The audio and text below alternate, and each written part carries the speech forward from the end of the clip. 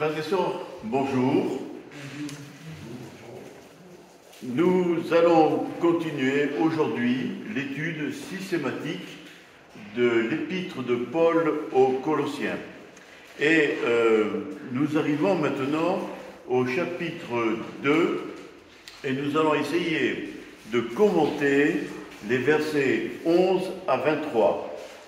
J'ai donné pour titre à cette prédication « L'œuvre de Jésus-Christ sur la croix et la liberté qui en découle pour nous ».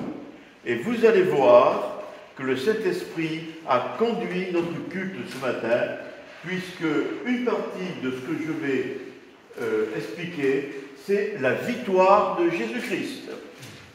Et donc je vais simplement compléter ce qu'a dit Dorothée tout à l'heure. Et ben voilà, c'est le hasard, n'est-ce pas? Avec le H majuscule. Avec le H majuscule. Oui. Hasard providentiel. Oui, voilà.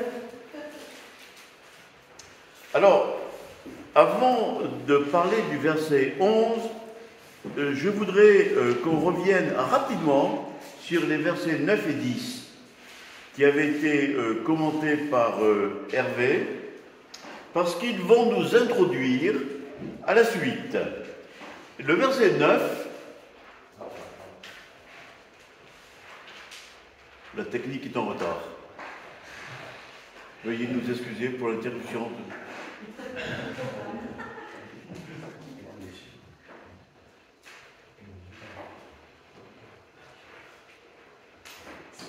Colossiens 2, 9. En lui, en Jésus-Christ, habite corporellement toute la plénitude de la divinité. Ça veut dire que Jésus est complètement Dieu et complètement homme. En lui, Jésus, homme, habite corporellement, donc l'homme, toute la plénitude de la divinité. Et puis le verset 10 déclare que cette plénitude est à notre disposition. Vous avez tout pleinement. C'est grâce à cette plénitude que nous pouvons nous accaparer de toutes les promesses de Dieu. Jésus-Christ, en tant que Fils de Dieu, est chef de toute domination et de toute autorité. Et nous allons voir dans la suite de ce que nous allons commenter pourquoi il est chef de toute domination et de toute autorité. Jésus-Christ est à la fois sauveur de nos péchés, mais il est aussi chef de l'Église. Et il a toute autorité sur toutes les dominations. Donc, on va maintenant arriver au verset 11. Vous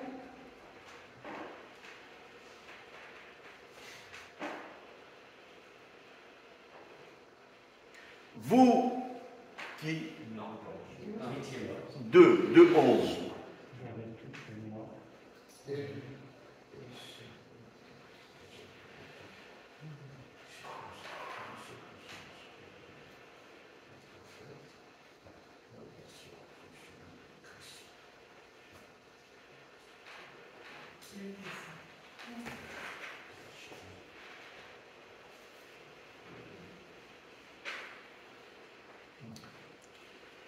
Et c'est en lui que vous avez été circoncis d'une circoncision que la main n'a pas faite, mais de la circoncision de Christ qui consiste dans le dépouillement du corps de la chair.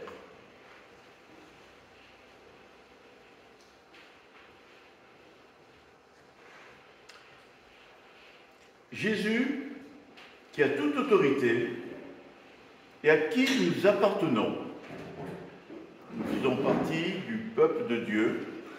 il va marquer notre appartenance au peuple de Dieu en portant sur nous une marque spirituelle que nous ne voyons pas, mais qui est une réalité.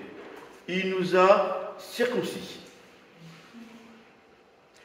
Et le texte dit d'une circoncision qui n'est pas faite par la main humaine, mais qui est faite par le Christ lui-même. Alors rappelons que Dieu a institué la circoncision lorsqu'il a choisi Abraham. Et c'est une marque dans la chair qu'on ne peut pas cacher. Et qui signifie que le juif circoncis appartient au peuple élu. Et cette marque d'appartenance était réservée uniquement aux enfants d'Israël. Cela signifie, en tant que juif, j'appartiens au peuple juif, je suis un descendant d'Abraham, et les promesses d'alliance qui ont été faites par Dieu à Abraham sont valables pour moi. Voilà tout ce que veut dire la circoncision pour un juif. De la même façon, quand quelqu'un a subi une transformation spirituelle, après avoir être passé par la conversion, c'est pas spontanément, mais le temps passant, on comprend des choses. Beaucoup plus, on comprend l'œuvre du Seigneur, on comprend les promesses de Dieu. À ce moment-là, quand on a décidé de marcher en nouveauté de vie, on est circoncis. Non pas dans la chair, mais dans notre cœur. Une circoncision opérée par le Saint-Esprit. Mais il y a deux différences entre la circoncision juive et la circoncision dont on parle ici. La circoncision juive est dans la chair, celle des chrétiens dans le cœur. La circoncision juive est un rite social obligatoire qui concerne un petit garçon de 8 jours qui n'a rien demandé, alors que la circoncision chrétienne est le résultat d'une décision personnelle d'appartenir à Christ et de suivre le Seigneur en nouveauté de vie. En tant qu'humains, nous ne voyons pas cette marque de circoncision. Mais je pense qu'elle est réelle et qu'elle est visible par le monde spirituel invisible. Et cette marque spirituelle de circoncision qui est en nous, comme la circoncision juive, elle est définitive. On ne peut plus faire marche arrière, on est circoncis et c'est définitif, on ne peut pas l'enlever. Notre appartenance à Christ est inscrite dans notre circoncision. C'est pourquoi je pense que celui ou celle qui est circoncis ne passe pas inaperçu. Lorsqu'on est dans un milieu qui ne respecte pas Dieu, alors les autorités spirituelles nous voient. Et il y a un problème. On n'est pas bien déjà, nous. Mais nous sommes aussi à la merci, là où il ne faut pas que nous soyons.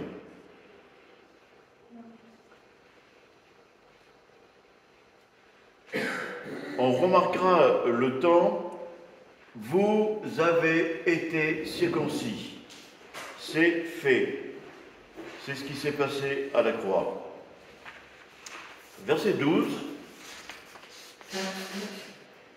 Ayant été ensevelis avec lui par le baptême, vous êtes aussi ressuscités en lui, et avec lui par la foi en la puissance de Dieu qui l'a ressuscité des morts. Donc l'apôtre Paul, après avoir parlé de la circoncision, qui n'est pas faite de main d'homme, mais qui est une marque de notre appartenance au peuple de Dieu, l'apôtre Paul ressent le besoin de parler du baptême. Et nous voyons là une progression. conversion, circoncision, baptême. Le baptême est la conséquence de notre décision de suivre le Seigneur et de le dire à tout le monde.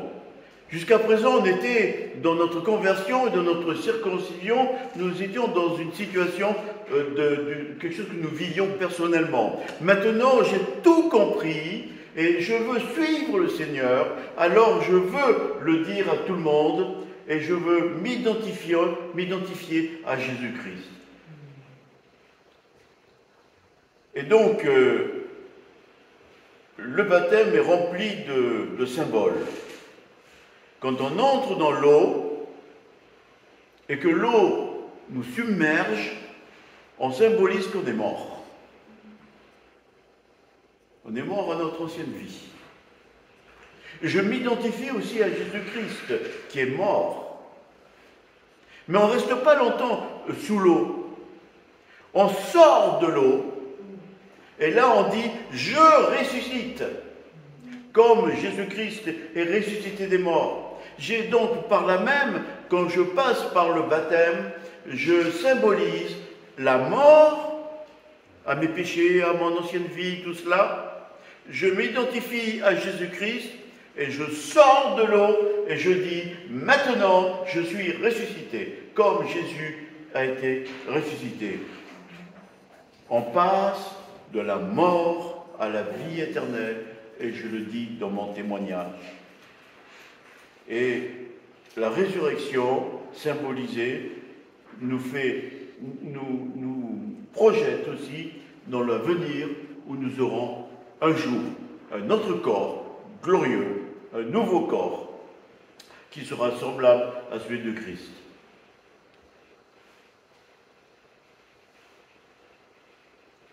Alors, l'apôtre Paul va développer ce que ça veut dire le fait d'être ressuscité. Mais il va le faire au chapitre 3. Donc on ne va pas l'étudier, ce sera le prochain prédicateur qui va aborder le chapitre 3 et qui va commencer par « Si donc vous êtes ressuscité avec Christ, si donc vous êtes ressuscité, eh bien, il y a des choses qu'il va falloir faire. Et puis des choses qu'il ne faudra pas faire. Mais ça, c'est le prédicateur du chapitre 3 qui vous le dira. Verset 13. Vous qui étiez morts par vos offenses, par vos péchés, et par l'incirconcision de votre chair, il vous a rendu à la vie avec lui, en nous faisant grâce pour toutes nos offenses. La plupart des gens qui vivent autour de nous sont morts. Morts vis-à-vis de Dieu. On était comme eux.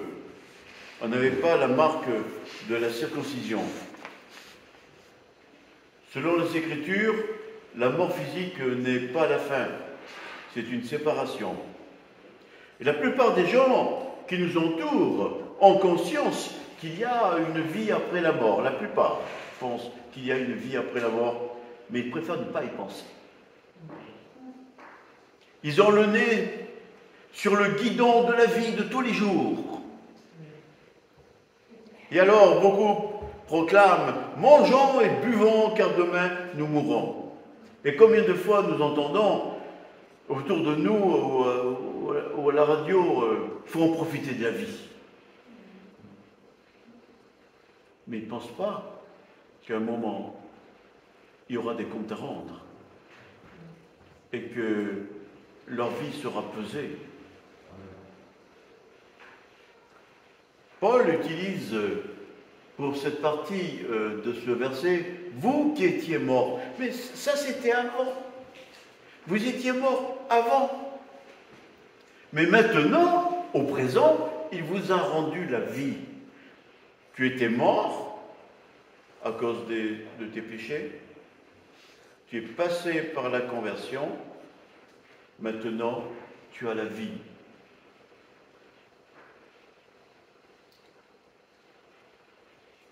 Et au chapitre 3, verset 3, ne l'affiche pas, vous êtes morts, mais maintenant votre vie est cachée avec Christ en Dieu. C'est un verset magnifique. Un verset magnifique qui nous dit, je l'avais déjà dit à plusieurs reprises, mais j'aime le répéter, quand Dieu nous regarde, il nous regarde à travers Christ. On est caché derrière Christ. Pourquoi on est caché? Parce que Jésus-Christ est sans péché. Et donc quand Dieu nous regarde à travers Christ, il voit Christ sans péché. Et on est derrière, caché. C'est formidable. Ce verset de Colossiens 3, chapitre 3. Alors on peut chanter blanc, plus blanc que la neige.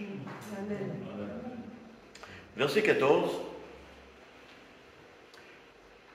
Et vous, car il a annulé l'acte qui établissait nos manquements à l'égard des commandements. Oui, il a effacé le clouant sur la croix.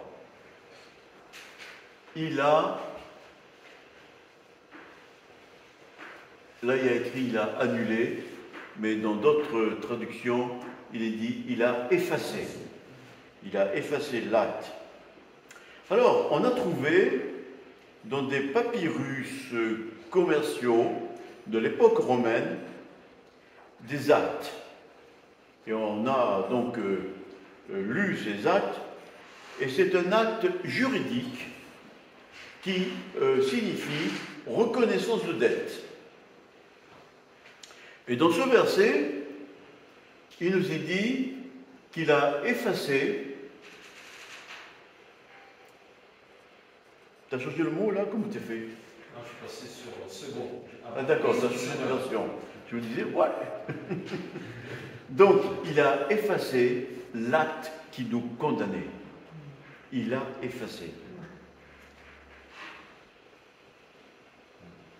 Sur cet acte, il y avait la liste de tous nos péchés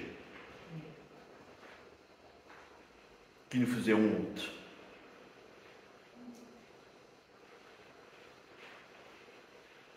Il y avait la liste des péchés qui nous condamnaient. Toutes les fois que j'ai enfreint les commandements de Dieu étaient notés sur cet acte. Et ces commandements, cet acte nous condamnait.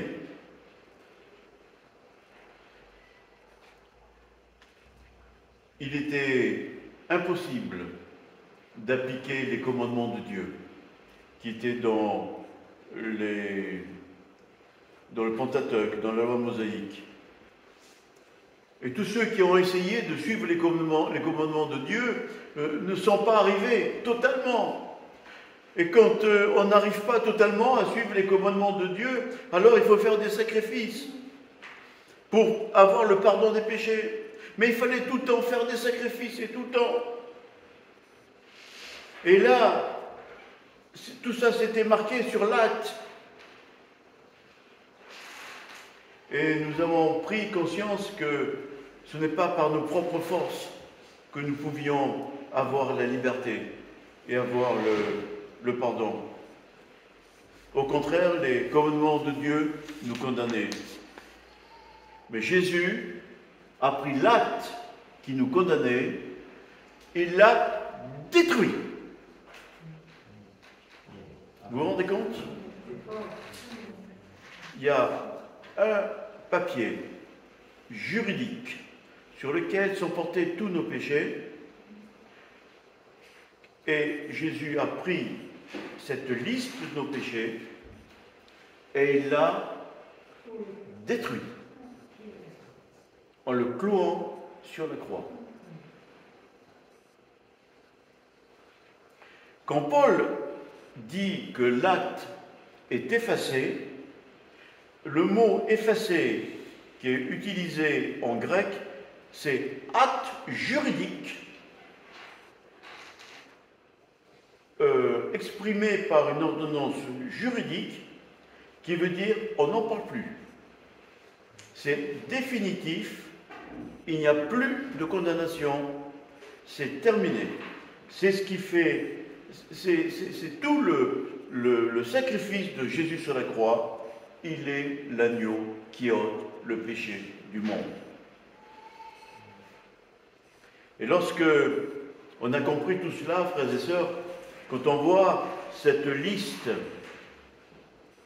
avec nos péchés, et que l'on sait que le Seigneur l'a effacé, que le Seigneur a cloué cet acte sur la croix, on ne peut que se mettre à genoux, frères et sœurs, et dire: Seigneur, merci pour ton sacrifice sur la croix. Merci parce que tu as été vainqueur à la croix. Ça nous pousse à la repentance. Ça nous pousse à pleurer quand nous péchons après. Parce qu'on sait que c'est pas bien, on est malheureux.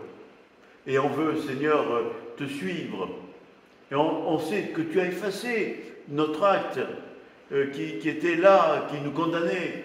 Et maintenant, je veux vivre, Seigneur, en nouveauté de vie. Mais je suis faible, j'y arrive pas. Seigneur, aide-moi. Verset 15.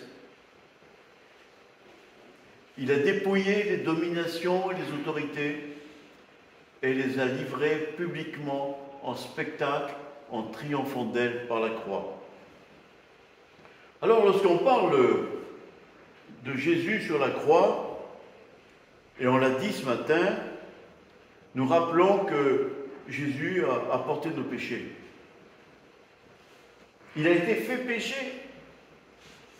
Lui qui n'avait pas jamais péché, qui était l'agneau sans défaut, pur, saint, il a porté nos péchés.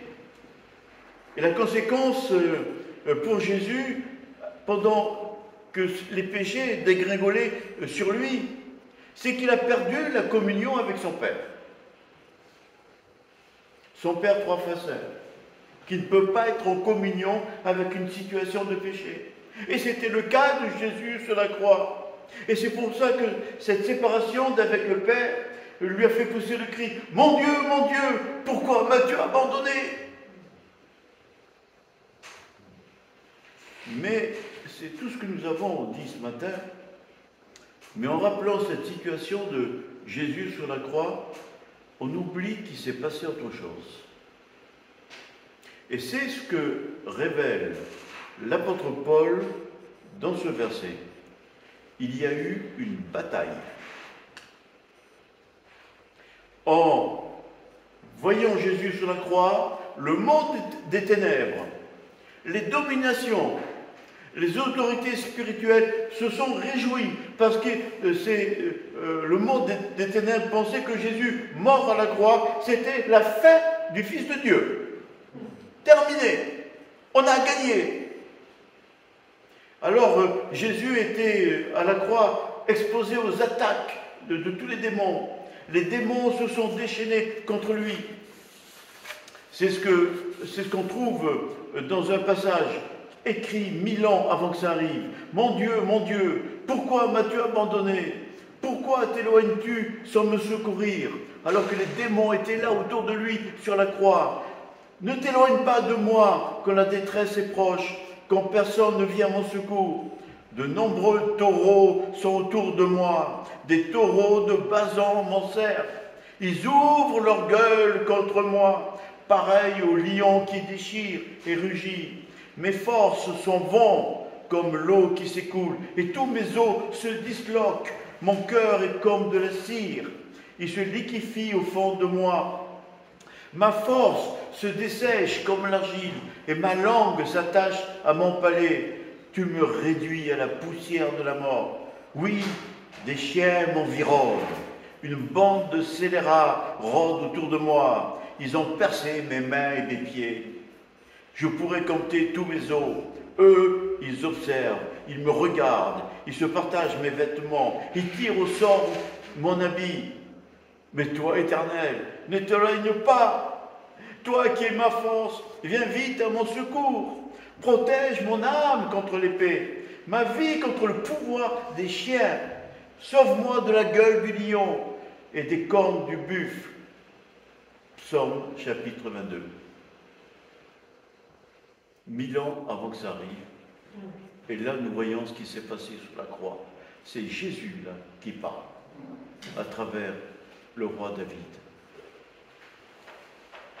Ce passage nous montre qu'il y a eu une bataille terrible sur la croix. Mais notre Seigneur a été vainqueur. Il a résisté, sans péché, sans défaillir. Et le résultat, c'est la victoire totale du Fils de Dieu. Amen. Quand il y a eu la bataille de Waterloo, il y a eu toutes les armées européennes qui se sont battues contre Napoléon. Et Napoléon a été battu. Et si j'ai bonne mémoire, c'est le général Wellington qui était là. Et il a envoyé un télégramme à la royauté anglaise en disant « Il est vaincu. Napoléon est vaincu. C'est une victoire totale. Il n'y a pas de mots pour dire quelle est cette victoire, tellement elle est importante. » Et frères et sœurs, c'est ce qui s'est passé à la croix. La victoire a été totale. Et pour illustrer cette bataille, qui s'est concrétisée par une victoire totale, l'apôtre Paul utilise une image dans ce verset. C'est l'image de la cérémonie de l'époque du triomphe. Lorsqu'un général romain était victorieux, il venait à Rome et avec son armée, il parcourait les rues de Rome sur un char. Et les gens qui étaient là applaudissaient l'armée. Et derrière lui marchaient les chefs des armées vaincues. Ils avaient été dépouillés de leurs armes. Dépouillés. Dépouillés de leurs armes, dépouillés de leurs habits. Ils marchaient nus, enchaînés, avec un collier autour du cou et avec une chaîne, attachés comme un chien, exposés aux moqueries de la foule. Sur la croix, de la même façon, Jésus a dépouillé les dominations spirituelles. Il les a données publiquement en spectacle. Dépouillé les dominations et les autorités et les a livrées publiquement en spectacle, en triomphant d'elle par la croix. Et à l'époque, on comprenait parfaitement ce que cela voulait dire.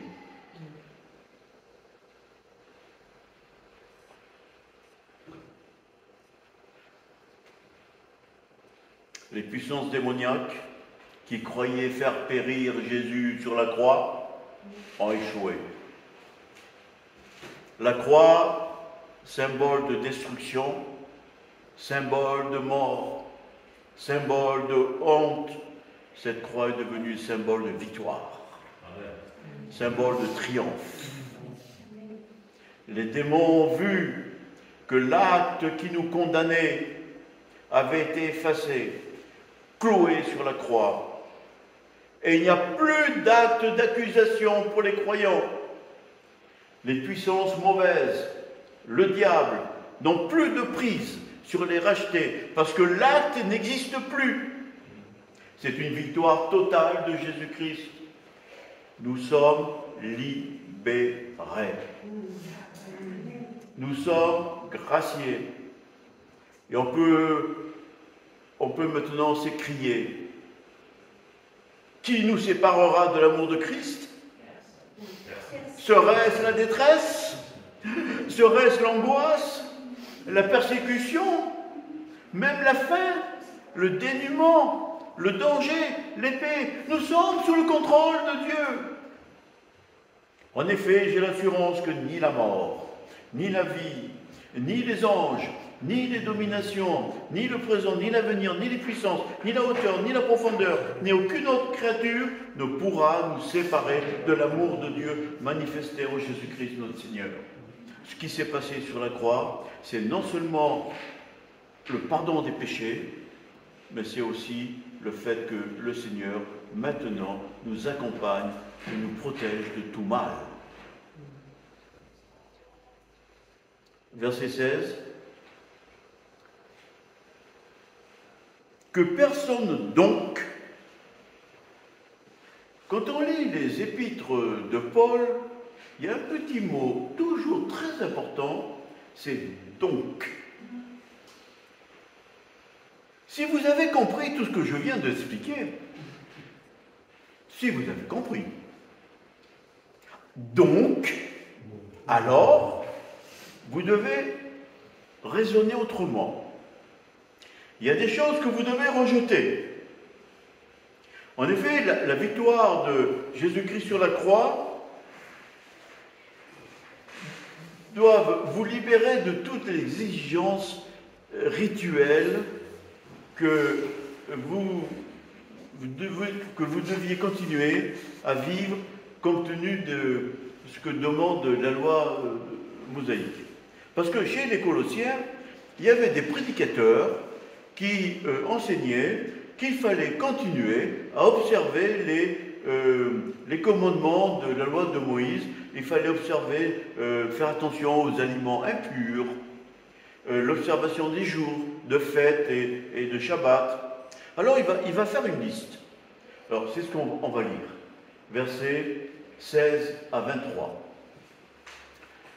Que personne donc ne vous juge au sujet du manger ou du boire, ou au sujet d'une fête, d'une nouvelle lune ou des Shabbats. C'était l'ombre des choses à venir, mais le corps est en Christ. Qu'aucun homme, sous une apparence d'humilité et par un culte des anges, ne vous ravise à son gré le prix de la course, tandis qu'il s'abandonne à ses visions et qu'il est enflé d'un vain orgueil par ses pensées charnelles. Sans s'attacher au chef, dont tout le corps, assisté et solidement assemblé par des jointures et des liens, tire l'accroissement que Dieu donne.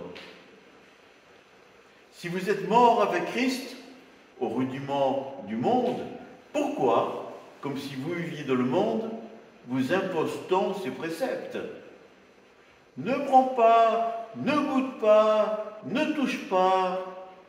Préceptes que tous deviennent pernicieux par l'abus et qui ne sont fondés que sur les ordonnances et les doctrines des hommes.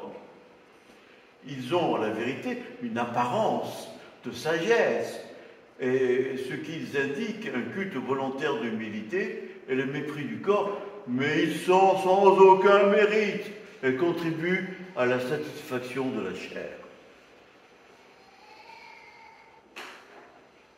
On ne va pas entrer dans le détail de ces versets. Globalement, Paul, dans ce passage, versets 16 à 23, il combat un enseignement d'origine juive tenté de tendances mystiques. Par exemple, il faut observer le calendrier juif avec les sabbats, les nouvelles lunes. Il y a aussi l'interdiction de certains aliments. Et puis il y a une tendance à l'ascétisme par la privation des choses matérielles. Tout ça pour affirmer une certaine spiritualité supérieure par rapport aux autres. Mais aujourd'hui, comment comprendre cet enseignement? Alors revoyons le verset 16. Que personne ne vous juge. Que personne ne vous juge au sujet du manger ou du boire. Alors je vais donner quelques exemples. Le cas du boudin. Le cas du boudin. C'est un débat entre les chrétiens. Il y en a qui disent « Je ne peux pas manger du boudin » et qui prennent la Bible et qui vous donnent des versets. Ok. Puis il y en a qui disent « Moi, je suis libéré de toute obligation sur le plan alimentaire. » On respecte les uns les autres. Et puis il y a le vin à table. Si vous, en France, on ne se pose pas la question, mais aux États-Unis, c'est un problème. Et si vous dites que chez vous, il y a une bouteille de vin à table, c'est scandaleux. Je suis passé dans le Kentucky et je voulais acheter, avant de revenir en France, une bouteille de whisky, je ne sais plus comment on appelle, le whisky américain. Non, il y a un autre nom. Et donc je me suis arrêté dans des supermarchés, pas une goutte d'alcool. Et on m'a dit effectivement, dans le Kentucky, qui est géré souvent par des chrétiens, l'alcool est totalement interdit. Et puis, chez les catholiques, on fait maigre le vendredi. On ne mange pas de viande. Et puis, il y a le cas des églises adventistes. Chez les adventistes, on interdit tous les excitants. Le café, la théine, la cigarette, les alcools. Alors, on a une réponse dans 1 Corinthiens, chapitre 10, 23, ne cherche pas. Tout ce qui se vend au marché, mangez-le, sans poser de questions par motif de conscience, car la terre est au Seigneur et tout ce qu'il a rempli. Mais si quelqu'un fidèle vous invite et que vous acceptiez d'y aller, mangez tout ce qu'on vous sert, sans poser de questions par motif de conscience. Et Paul donne un autre conseil ailleurs. Toutefois, veillez à ce que votre liberté ne devienne pas un obstacle pour les faibles. En effet, si quelqu'un te voit, toi qui as la connaissance assis à table d'un temple d'idole, lui qui est faible, ne sera-t-il pas encouragé dans sa conscience à manger des viandes sacrifiées aux idoles? Ainsi, à cause de ta connaissance, le faible ira à sa perte, ce frère pour lequel Christ est mort. C'est pourquoi, si un aliment représente un piège pour mon frère, je ne mangerai jamais de viande, puisque ça lui pose problème. C'est moi qui l'ajoute. Afin de ne pas faire trébucher mon frère. Alors, donc tout ça c'est du légalisme. Mais il y a d'autres formes de légalisme autres que le manger et le boire. Par exemple, j'ai entendu dans certaines églises, les chrétiens ne doivent pas venir à l'église avec du rouge à lèvres. Pas avec des hauts talons. Pas porter de bijoux. Pas porter de pantalons occultes. J'ai entendu tout ça dans diverses églises en France ou à l'étranger, selon les cultures. Mais il y a aussi des interprétations divergentes de l'enseignement biblique. Tu dois donner la dîme de tous tes revenus, 10%. Tu dois. Combien de fois je l'ai entendu? Mais ce n'est pas l'enseignement du Nouveau Testament. Les femmes doivent porter le voile pendant le culte. Et puis il y a les adeptes de l'ascétisme. Pour plaire au Seigneur et montrer mes efforts pour arriver à la sainteté, je choisis une vie austère et rude, faite de pauvreté et de mortification. Dans une église où j'étais ancien, il y avait un jeune qui avait mené une vie pas normale, on va dire, et qui s'est converti. Et puis, le dimanche, après le culte, je l'entends dire, je ne vais pas manger à midi parce que je fais jeûne. J'ai commencé le jeûne hier, encore aujourd'hui je vais jeûner, et puis pendant toute la semaine je vais jeûner, et ça lui faisait plaisir que de voir qu'il y a plein de gens autour de lui qui l'entendaient dire, voilà, je vais jeûner, je vais prier pour vous les frères et sœurs. Il était fier. Et il le faisait savoir avec un certain orgueil. C'est pas ça le jeûne. Mais il pensait qu'en faisant cela, il faisait quelque chose dans le cadre de la sainteté. Et puis à ceux qui se flagellent et qui se fouettent jusqu'au sang quelquefois, on voit ça des fois à la télé, pour certains pèlerinages, on préfère ça plutôt que de se soumettre à Jésus-Christ. Pour conclure, Paul rappelle aux Colossiens qui n'ont plus à obéir aux interdits alimentaires, légalistes, propres à la religion juive, propres à toutes les habitudes culturelles, mais maintenant on vit dans la liberté. Vous étiez morts avec Christ aux principes élémentaires du monde.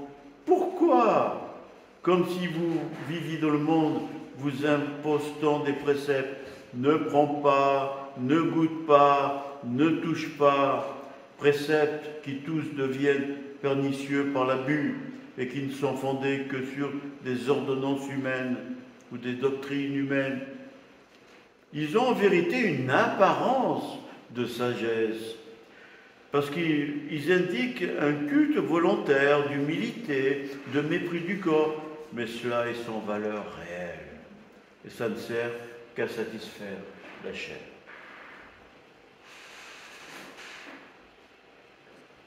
Alors je voudrais terminer ce commentaire par ce passage qui fait écho à « Nous sommes ressuscités avec Christ ».